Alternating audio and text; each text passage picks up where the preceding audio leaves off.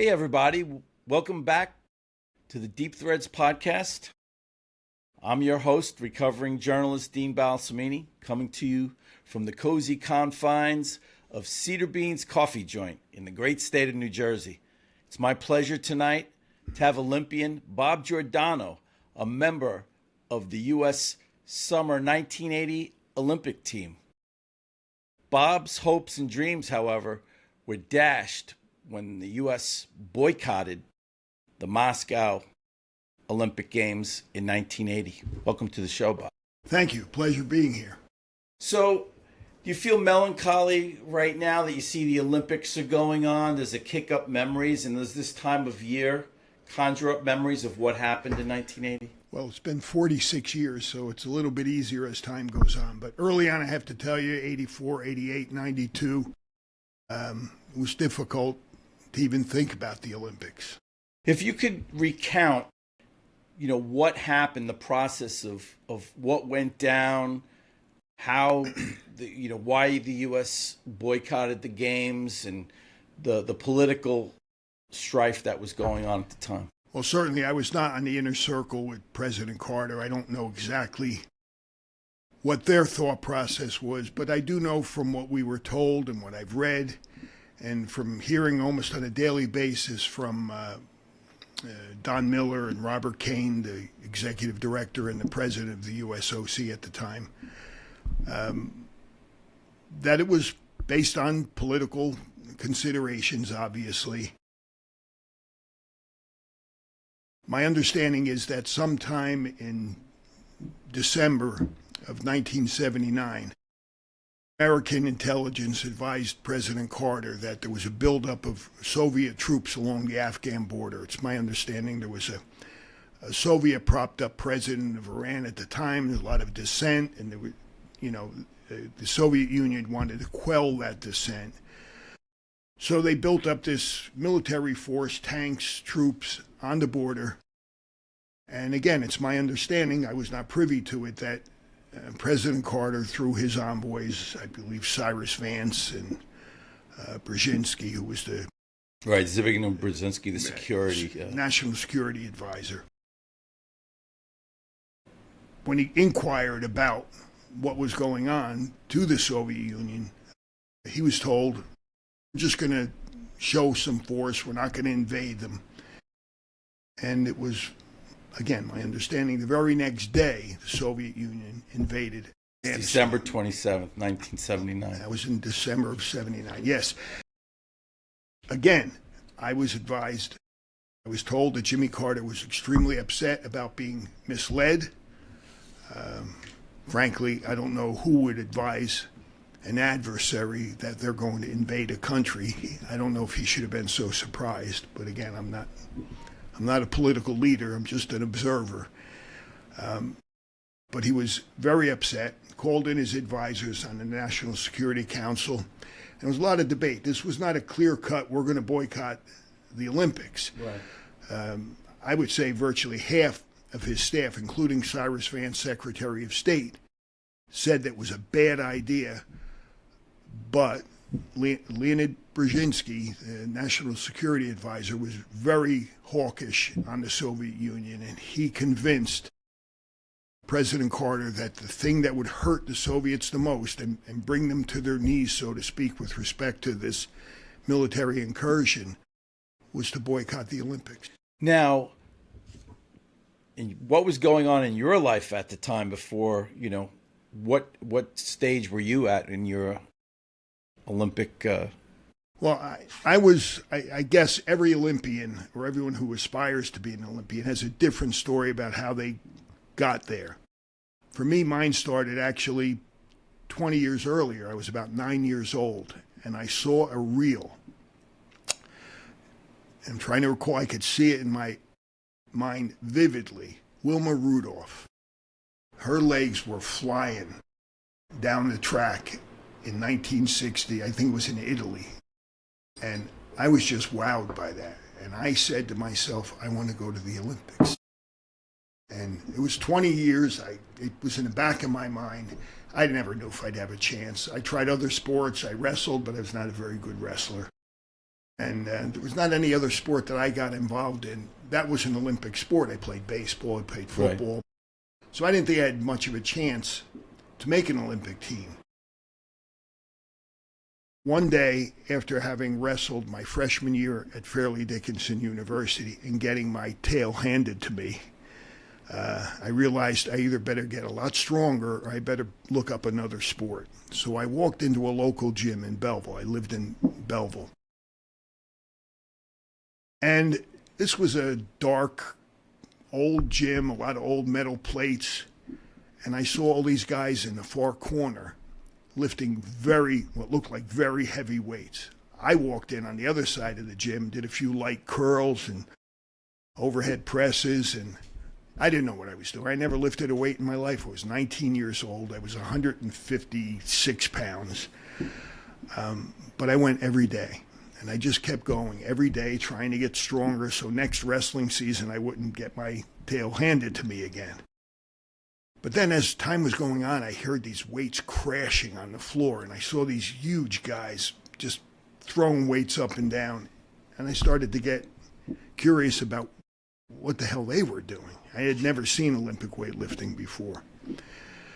So I started to mimic what they were doing, not with a weight, not with a bar, but with a broomstick. I would do my curls, I'd do my benches, light benches, and I would take a broomstick and try to do what I later came to know was a snatch, an Olympic two-hand snatch.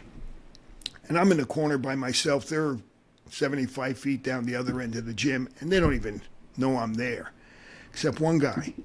Every day I'd come in, and he would nod at me. All he would do is nod, say hello, and he'd go back to his training. And this guy was huge. He was not very tall. He was about 5'6", but he had the biggest arms I ever saw, traps up to his ears. And I just kept mimicking him, One day he walked up to me and said, "Oh, God, what's this guy going to say to me?" And he introduced himself. He said his name was Phil Grappaldi. And he said, "I guess you're not going to leave, so I might as well show you how to do it right." That's what he told me. So he brought me over, introduced me to all these guys, and from that day forward, all I ever did was Olympic lifting. I gave up wrestling, I gave up baseball, and I love those sports, but something hit me when I started to handle weights. I just felt right. And I wasn't sure I was going to make an Olympic team, but they all talked about it. Phil had already made 3 Olympic teams, or 2 Olympic teams, ultimately made 3. There was a world record holder in the gym, Frank Kapsouris. There were Floyd DeSpirito, who was a national champ. Rick Faustini, who was a national teenage champ. These were great Olympic weightlifters. I didn't know anything about the sport at the time, and these were the greatest lifters in the country, right in my hometown. And how big were you at that time? About how tall are you and how big were you at the...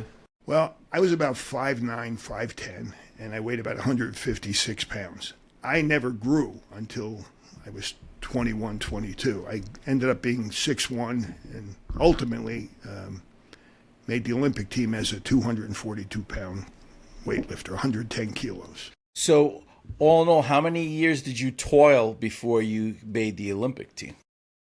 I went into the gym sometime around I would say mid to late 1970. And I just trained there every day. I was there for 6 days a week with those guys who became my best friends in the world. And gradually, I began to realize I was pretty good at this. I don't know why, but I had a knack for throwing weights over my head.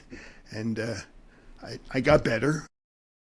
I started out my first competition, I was 181 kilos, 181 pounds, 82 and a half kilos.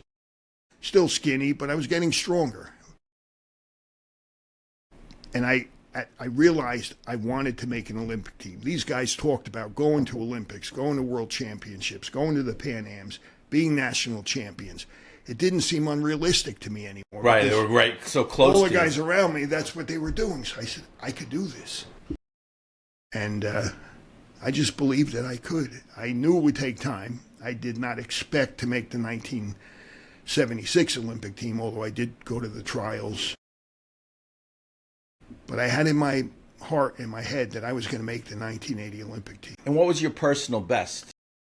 Well, my personal best in competition was not nearly as good as I wish it were. I snatched 165 kilos, and How much is that?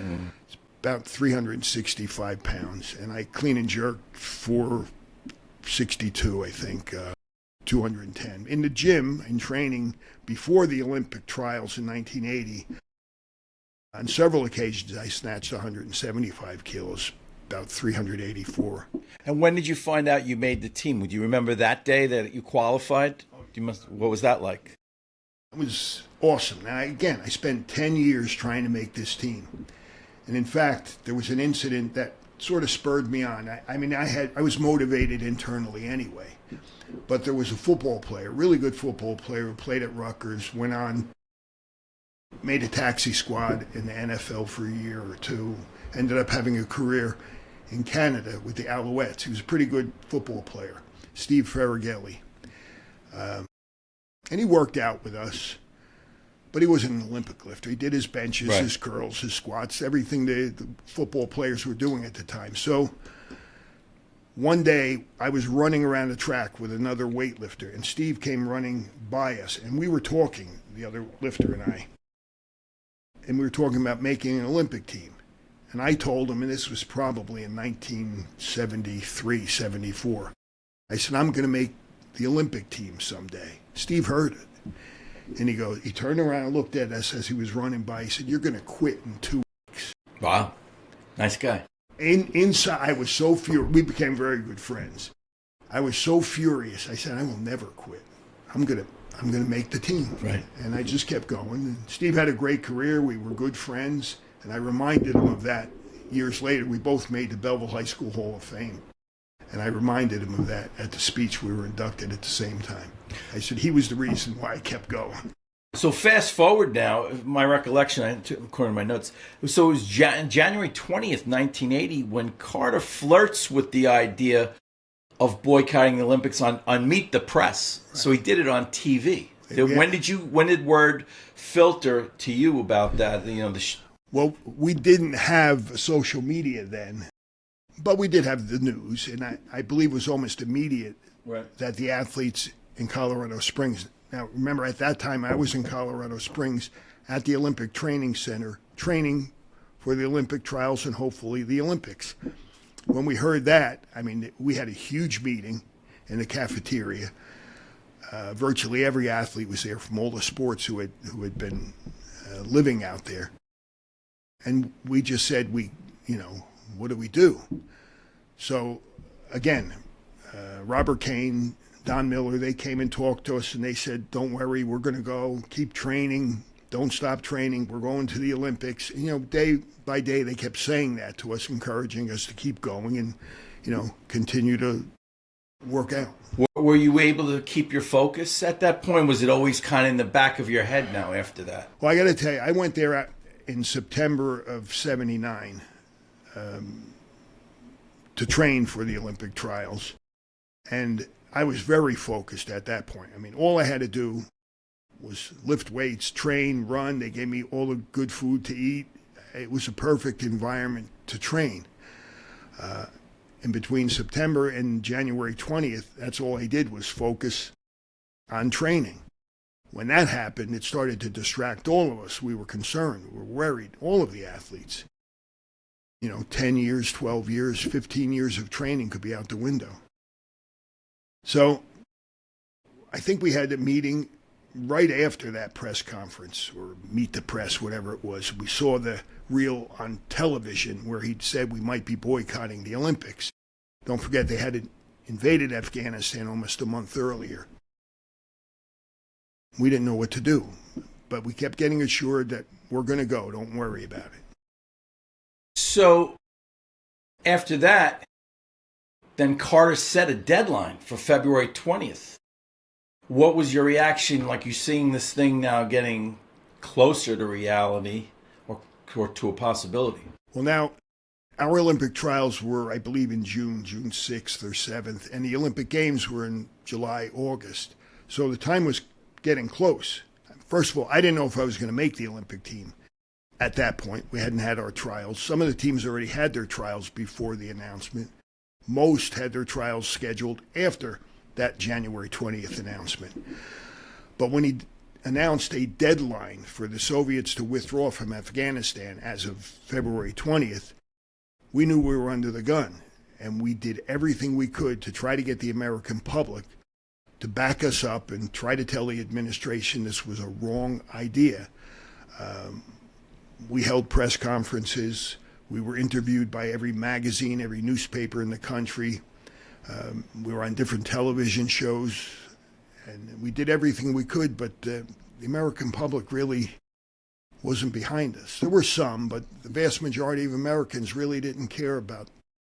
Yeah, and when you say you weren't just a member, you were the spokesman, you were the out front guy, right? So how was that? Well, what happened is at that meeting that we had after the January 20th announcement, I was selected as the spokesman for the U.S. athletes. Why was that? Why you? I guess because I have a big mouth. I don't know. I don't know. I wasn't an attorney at the time, and I guess maybe that was in me anyway, but I was an advocate. I didn't feel that strongly just for myself. I felt that way for 400 or 500 athletes who were going to represent the United States at the Olympic Games. I knew what they were going through, and I wanted to work for them as well. And this was a wonderful loaded roster, wasn't it? If you could tell people some of the names of the athletes that were on that team. I have to tell you, I was an average athlete. I was not a great athlete, but I was around the greatest athletes in the country. I mean, Carl Lewis, Willie Banks. I met Willie Davenport, although at the time he was trying to make the Winter Olympics as a bobsledder. He was a world record holder in 110-meter hurdles. Greg Louganis, who in my opinion was the greatest athlete I ever saw. We used to go watch him work out every day. The women's basketball team, Ann Donovan, Carol Blazowski. The swimmers, Jesse Vaseo. The gymnasts, Kurt Thomas, Bart Connor. The track athletes, Francie LaRue was in the men's basketball team, you had Rolando Blackman, Isaiah Thomas, Rolando Blackman, Mark Aguirre. And some of these guys had really good NBA careers. And they had beaten a squad of NBA players 4 out of 5 games, right? So this team was loaded. They were loaded. And one of the best teams there that I had gotten to know and to become friendly with was the members of the women's volleyball team. I had no idea what volleyball was like until I watched these women play. They were phenomenal athletes. Flo Hyman, Debbie Green, Rita Crockett. No, Rita was on. There were just so many great athletes on this team. They were ranked number 1 in the world. They were going to win a gold medal. They trained for years together. I believe 6 years they lived together. And the rug was pulled out from under them as well. I felt for them, and I advocated not just for me, but for all of them, about 500 athletes. Meanwhile, the president was also testing the waters to see what was going on. There were envoys to different countries and everything, right? If you could speak a little bit about that. Well, he was trying to garner a lot of support for his call for a boycott in the hopes that either the Soviets would back down and withdraw troops, which even I knew they weren't going to do, even over something like the Olympic Games in Moscow. They had their military agenda, their political agenda, and nothing was going to dissuade them from that. But he wanted to garner a lot of support with our allies. He raised the specter of perhaps an alternate games. The IOC shot that down. They said the games are going to go on in Moscow, whether you're there or not. But he did that for quite some time, and he did get about 60 countries to join in the boycott. Right, and then it was actually the February 20th deadline passed, and it was crickets. So whatever line Carter drew in the sand, the Russians or the Soviet Union was not paying attention. And then 2 days later was the miracle on ice. Yeah. So did you think... These guys, yeah. Yeah, did you think that when that happened, it was going to better help you because of the nationalism and this patriotism that, what happened in the U.S., that was going to kind of catapult you guys into going to Moscow? Certainly it was a hope. I didn't place a lot of hope in the fact that people would want us to go to the summer games just because we beat the Soviets in a hockey game. But I did hope. In fact, I tried to ride the coattails of that. I went to the White House. They wouldn't talk to me about it. I tried to tell them that, the Soviet Union came to the United States during this time when there were aggressors in Afghanistan. You didn't say they can't come here. They came, and although we were never expected to beat them in hockey, I think a week or two earlier in an exhibition game. Yeah, they lost at the Garden, 10-3. We got our clock cleaned. They were great hockey players, the Soviets. They were NHL quality professionals. And we had a bunch of amateurs at the time. Not to say that was a bad thing. Right. Morrow and Craig and all those guys, they were great hockey players, but they weren't the Soviet Union. When they beat them, it was just phenomenal. Actually, I think they beat them in the semifinals. Right. What did you think about then a month later when the hammer dropped? It was like March 21st. March 21st. And again, it's this time of year, so you must have, the Olympics are going on right now. You must have all kinds of mixed feelings. I have to say, I love sports. I love athletics. I admire and respect what all of these athletes go through. In some respect, I know what they've gone through. But for me, the Olympics stirs up a lot of sad memories as well. Great memories for all the things I did and the people I met and the experience I had, but some bad memories too. So as time's gone on, I'm less and less of an Olympic fan, I hate to say. What was your reaction the day that the news dropped when Carter says ours are not going? Well, it's interesting. I was, at the time, living in Belleville. New Jersey. Right? Yes, in Belleville, New Jersey. I had come back because on February 20th, the drop-dead date for Soviets to withdraw from Afghanistan, according to Carter. I used that as a symbolic day, and I left the Olympic Training Center in the hopes that I would get more and more people to sympathize with us. Right. I went on a speaking tour all over. I went to rallies all over the country. There were some interesting stories about that and the FBI. But I didn't get a lot of support. We got some. In those days, again, no Facebook, no Instagram or TikTok. It was mail. You got letters in the mail. And I would have to say probably 5-1 I got hate mail over supportive mail. Well, what were they saying? Give me an example of a couple. Some of it was pretty crude. I was called the Guinea from Belleville and that wop from New Jersey who's a traitor to the United States. In fact, I had one individual identified himself as the Montana member of the Montana Vigilante Society, and that I should look over my back, over my shoulder, and if I see any license plates from Montana, be careful because it's him and he's coming to kill me. Wow. And didn't you get a visit from the feds? I had several. When I first spoke out, I was very vocal about President Carter. I've got to say... What did you say at the time? I just believed that he was totally wrong-headed, that he didn't know what he was doing, and that this was a weak effort to try to bully a foreign military power into withdrawing troops from a country. I just didn't make any sense to me. I don't know how it made sense to the President of the United States. You don't bully powers. Were you surprised that was Carter's stance? I mean, did that follow you the way he made decisions in other issues or foreign policies? I respected Jimmy Carter as a human being. I thought he was a decent man. I didn't vote for him. I voted for Jerry Ford, but I didn't think he was very powerful or commanding president. And I didn't think he garnered the respect of the American public as much as a president should.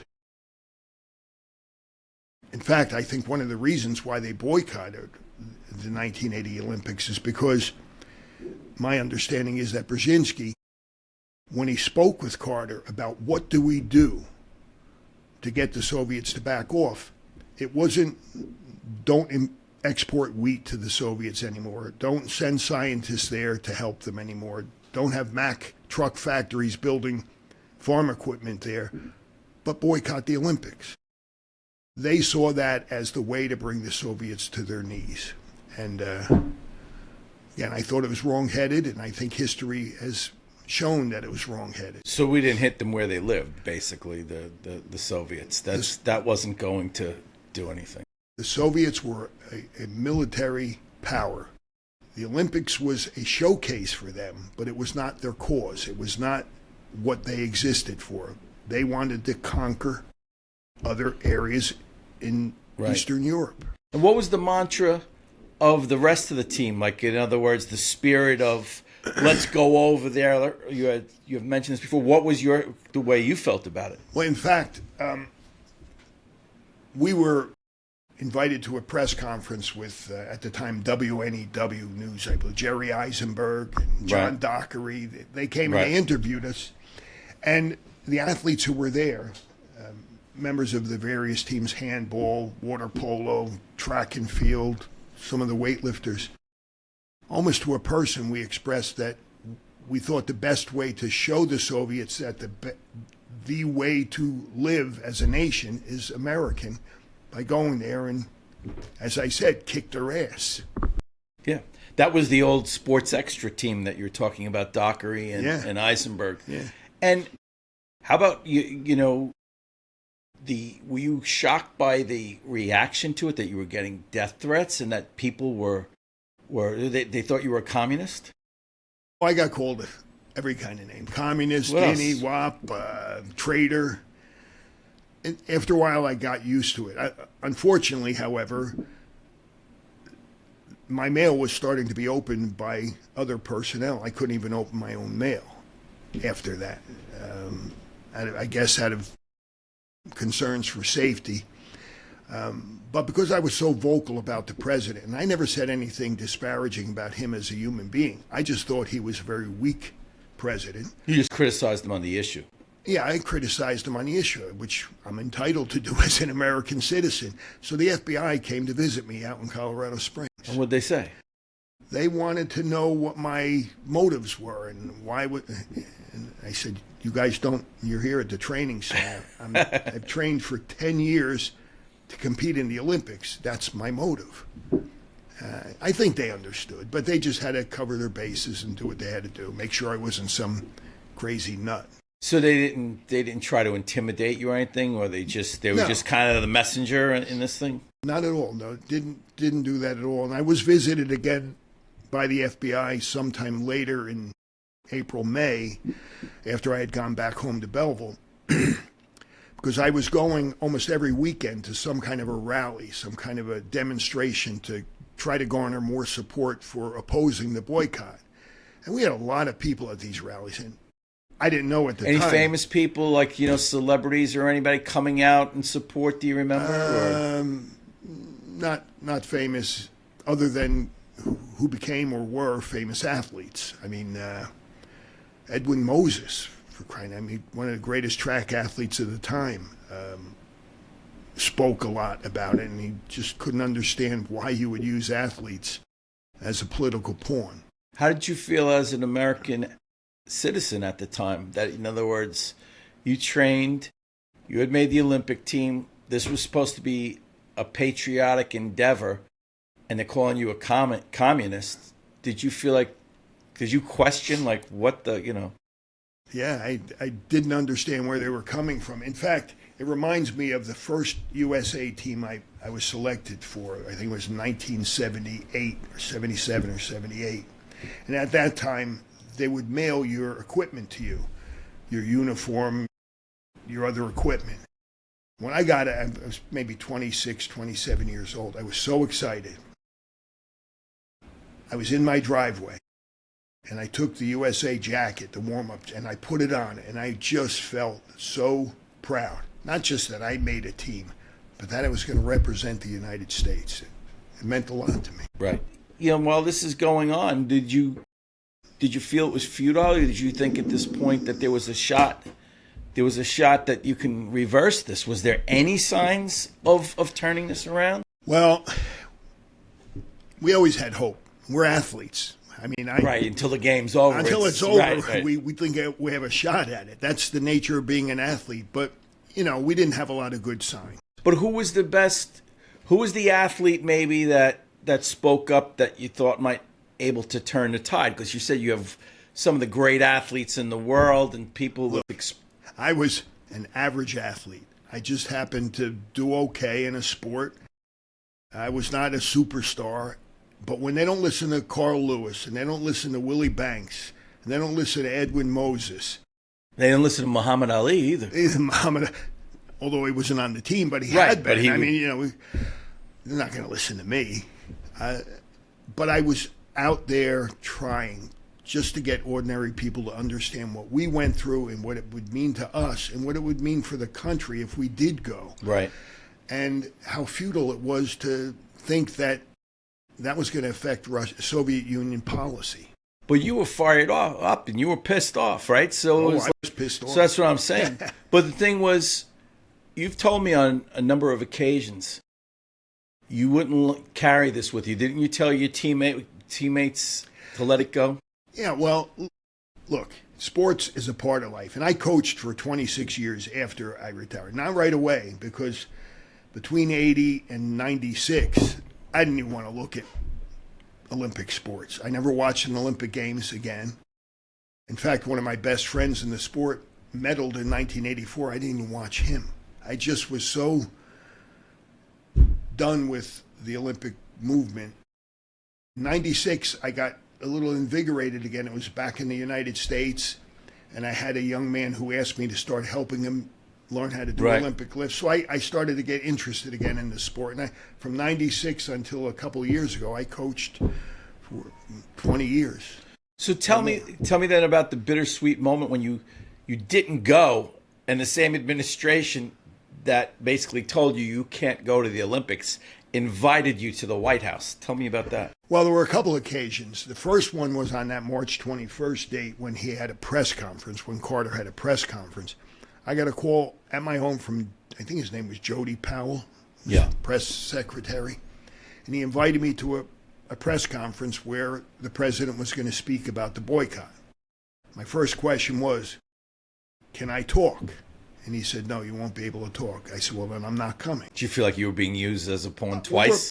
There were about 40 athletes, many of whom had already made a team, some of whom were going to make a team. The women's volleyball team, Laurel Brassey, Al Order was there. I thought they were being used as a showcase. They were told they couldn't speak. They just sat there. And I remember watching the press conference on television. It was a joke. It was a charade. I didn't want to be a part of that. I'm glad I didn't go. Had I gone, I might have spoken out even though we were told not to. And they all sat there respectfully. Right. None of them applauded. None of them stood up when he walked in. Not out of disrespect for the presidency, but disrespecting what he did to them and to all of us, we thought. Yeah, but it must have been like a bad meal every time you saw Carter's face on TV and unrelated stuff. Every you're thinking about, hey, we're not going. Well, that's one of the things I talked to a lot of my teammates about, and some of the athletes in the other sports. When I got the occasion to talk to them, you could carry a grudge forever, but it doesn't do any good. And I always told my kids as I became a father, I said, a grudge is much too heavy to carry. And although I was not happy with what he did, I tried to rationalize it. He was the president. He did what he thought was right.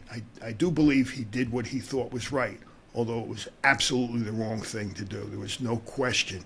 There were many other ways we could have gotten the Soviet Union to listen, economically, socially, but not boycotting the Olympics. But you did get your medal of sorts, if you could talk about that. Yeah, ultimately I got one. It wasn't the one I wanted, nor did I even want a medal if I didn't earn it. Tell us when that happened, and what that scenario was like. Well, it's interesting because we had a press conference in or around January 21st after he announced the possibility of a boycott. We had a press conference after I was selected as the spokesman. And the press was there from newspapers, television, networks. And one gentleman got up and he said to me, I said to one of us, and I got up and answered. I was very upset with his question. Isn't it true basically that all you care about is getting medals? Like it wasn't important what our country was going through or what the president wanted to do. They were just basically selfish athletes who were just looking for medals. Right. I wasn't going to get a medal unless every miracle that could happen happened. I knew where my place was. I hoped to place in the top 6 or 7. I would have been thrilled. I just wanted to go there, experience it, go to the opening ceremonies, get on the platform. Represent your country. Represent my country. I was so upset by what this man said. I got up and I said, look, I don't know if you ever played sports, but this isn't about medals. This is about competing. How many people are going to get medals at the Olympics? 12,000 athletes. There's a couple hundred medals. Most athletes, according to him, were losers because you didn't win a medal. I said, if I do have the honor of winning a medal, I'll give it to you. He was crushed. He sat down, didn't say another word. At the end of the conference, he came up to me and he apologized. He said, I didn't mean it. I just had to ask the question. Right. But then tell me about when you got the medal and that ceremony and everything. You said, how that went down. Well, to appease the athletes who didn't get to go, I guess it was sometime in July. I'm not certain the date. We were invited, all the athletes, I think there were about 460, 470 athletes, coaches, staff. We were invited to Washington, D.C. And they had a wonderful celebration, I have to tell you. Aside from the fact that it was bittersweet because it was to celebrate not going to the Olympics, it was a phenomenal. They pulled out all the stops. They did everything they could. What did they have? We had the greatest barbecue on the lawn of the White House you could ever imagine. It was incredible. My parents were with me. I wanted to make sure they got to enjoy that because they didn't get to go see me at the Olympics. And we went to I think it was a Kennedy Center. There was a huge show they put on for us. They had us come in and they announced us. Everybody gave us a standing ovation. And we were invited to the Capitol building on the lawn outside the Capitol where President Carter was going to award us medals. Right, the medals that are right there in the background. Medals, now it's funny, today we call them participation medals for all the kids who participate in sports. We got our non-participation medals. One was from the USOC and the other was a Congressional gold medal. At the time, I didn't even realize what it was. The Congressional gold medal's only been awarded to civilians in our country over 250 years, about 180 times. So we were in an honored group. It had to be voted on by Congress. There's a record of it in the Congressional record. But that came years later, the record in Congress. Yeah, they didn't. Yeah. I think we were always an afterthought. Right. And we didn't get to go to the Olympics. They gave us a Congressional medal. You were the middle kid. But the Congressional record didn't even recognize that till years later. And then years later, I found out that this Congressional gold medal is gold-plated. Now, not that I wanted a gold medal, but the 183 other Congressional gold medals are solid gold. Right. But because there were 500 of us, they didn't want to spend the money to give us all a gold medal. Does the whole experience seem surreal to you years later? No, it seems very real. I mean, I still vividly, 45 years later, remember many of the things that occurred. Now, remember, we went to the Capitol during that 3-day festival where we were awarded medals. And before going up, we had our own team meeting at which they were going to select a team captain. I was nominated to be the team captain. But I knew there was some dissension. There were 2 or 3 guys that were very conservative when it came to politics, and they just believed whatever the government said you had to do, no matter what it was. And I felt uncomfortable in that I didn't want to speak and perhaps represent what their interests were when I really didn't. So I said, if any one of you doesn't want me to go up, because when I was going to go up and collect the medal, I was going to refuse to take the medal. I was going to make my statement by... You're going to do a Marlon Brando. Yeah, not shake his hand, and not out of disrespect for the presidency, but disrespect for what he did to us. And I think you could... You wanted your optic, is basically, in the end. I mean, you wanted to be able to say, hey, we don't agree with this. Right. And they tried to finesse the whole thing, give you the medals, but they didn't want you to speak. Yeah, they thought that would assuage anything. So you didn't go up. So ultimately, 2 of the athletes on the team said they would prefer I didn't go up, because I didn't want them to be surprised by the demonstration. Sure. So I said, look, guys, this is what I intend to do. If any one of you doesn't want me to do it, I won't go up. But either I go up and do it, or I won't go up. And 2 of the athletes said they preferred I don't go up. How many people didn't go up? Were you the only one, or were there others? There were athletes who didn't attend, and I don't know what their reasons for not attending were. Some personal, some perhaps. Do you remember the percentage of how many athletes didn't attend versus did? Did a majority go to the ceremonies? I think more than 50%, maybe 60% or more of the athletes. There was a good showing. There were a lot of great athletes there. Right. You know. And years later, supposedly, Carter told one of the wrestlers, I believe, was it the wrestlers or one of the swimmers? Well, that it was a bad decision. He's sorry.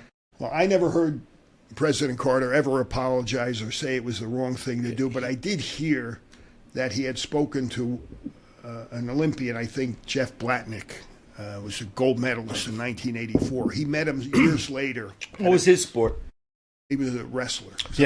That's what has been reported, is that he told. I never heard that until I read about it after an article after Carter's passing. When President Carter passed away, there were articles about him, and they very often referred to the boycott as part of his administration. And there was a reference to the fact that he told Blatnick. Now, I don't know if it's true. I never spoke to Jeff. And obviously, I don't believe Carter made a public apology. No, he didn't. But according to that information, he said, I made a bad decision. I did the wrong thing. So years later, talk about what you said about, the teammates. You said don't hold a grudge or don't carry it with you. Who was you had said some of them to this day still can't get over it, right? Didn't get over it. Unfortunately, there were human beings are all different. They react to things differently. And some of the guys on our team, and I'm sure, but I don't know, that athletes on some of the other teams were very disheartened by it and held a grudge. I know one athlete on our team, the 80 team, had a passionate hatred, basically, for Carter from that day on. He's passed away, and the president's passed away. And I used to try to tell him, you shouldn't carry this with you. Life is a lot more than just the sport you play. Even the greatest athletes, Michael Jordan, and they all have a life after sport. You can't let that affect your whole life. And I think some of our guys on our team did. And then other guys kept going, and 4 years later, Guy Carlton, who was one of my best friends on the 80 team, he continued to train, and he made the 84 team, and he got a bronze medal. So everybody reacted differently.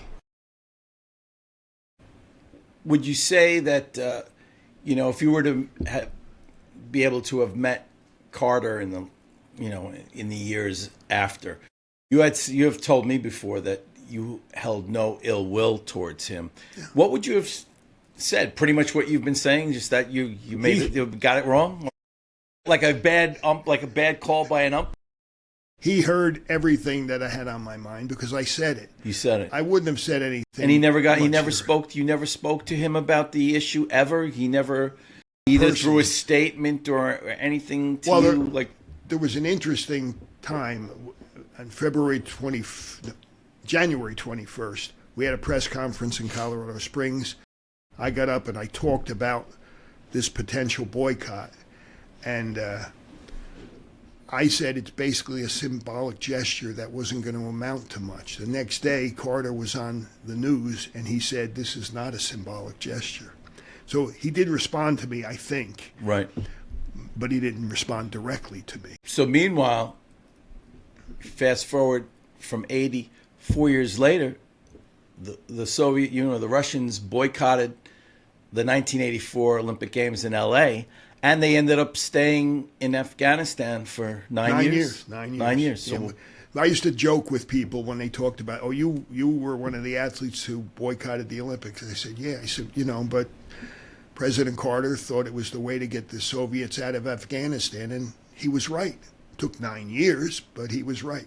And the more things change, the more they remain the same, because the Russians have been banned from the current Olympics, but individuals were allowed to participate under a neutral title or banner. You were not allowed to even do that back then, right? What did Carter say? Well, there is a provision in the IOC charter where individuals can participate under a neutral banner without a national flag. You can't attend the opening ceremonies.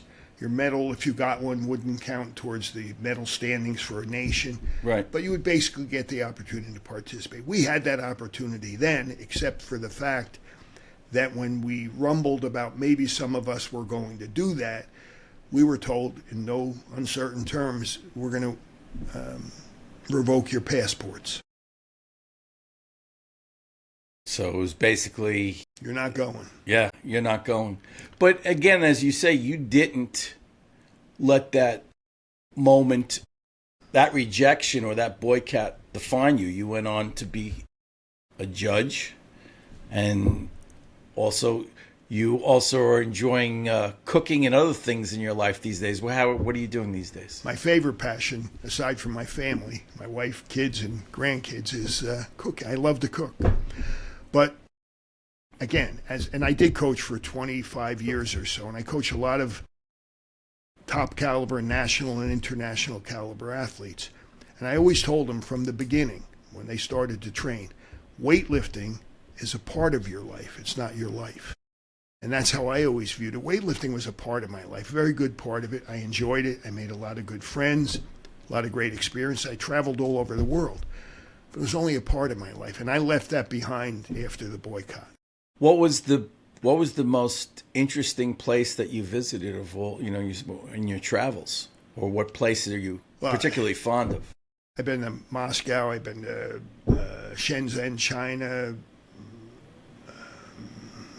I was in Taipei, Taiwan, Australia, competed several times. Traveled all over, competed against Canada in a head-to-head competition, U.S. versus Canada. Met a lot of great athletes. What would Bob Giordano now tell young Bob Giordano? The one thing I learned in life, being the age I am now, is that if you're happy where you're at, everything that occurred, good, bad, or indifferent, led you up to that. So I wouldn't change a thing if it would have changed where I'm at today. So would I have loved to have put in another 4 years and get a shot at making the 84 team and perhaps getting a medal? In 84, I truly believe I would have gotten a medal for a lot of reasons. The Soviet bloc boycotted. The best weightlifters in the world weren't going to be there. But that doesn't diminish what the athletes who were there did. In fact, my friend Guy Carlton medaled. Mario Martinez from the United States got a silver medal, tied for first, but silver medal based on body weight. They lifted tremendously, and I think I would have done well as well. If I could go back and do anything over in my athletic career, it would have been to stick it out for 4 more years if it wouldn't change where I'm at today. But there's no guarantee of that. So I'm happy where I'm at. And also, what do you think as far as, you think if Carter had to do it all over again, he would have, knowing what he knows now, or the way everything fell out? Well, hindsight is 20/20 vision, and I think over the years he realized he was wrong. It really didn't do anything to the Soviet Union. It did nothing to affect their foreign policy or their status in the world. The ultimate downfall of the Soviet Union had nothing to do with the boycott. If anything, it may have had more to do with the fact that they overextended themselves in countries they shouldn't have been, much like they're doing today in Ukraine. Do you think if Brzezinski had not kind of pressed on Carter that things would have been different? Because it seems like he had a big role in this. Well, again, my understanding is Carter was on the fence about what to do. There were a lot of different options, economic, political, and then this social, just boycott the Olympics and hurt them in that way. And I heard there was a lot of heated debates between Vance and Brzezinski and those two different factions within the White House. But ultimately, Brzezinski convinced him. And so what are you doing these days? My wife and I love to travel, and we love to be with our kids and grandkids. We enjoy coming to Cedar Beans for coffee and meeting our friends there. We just enjoy our lives. We're both retired, and I don't coach anymore.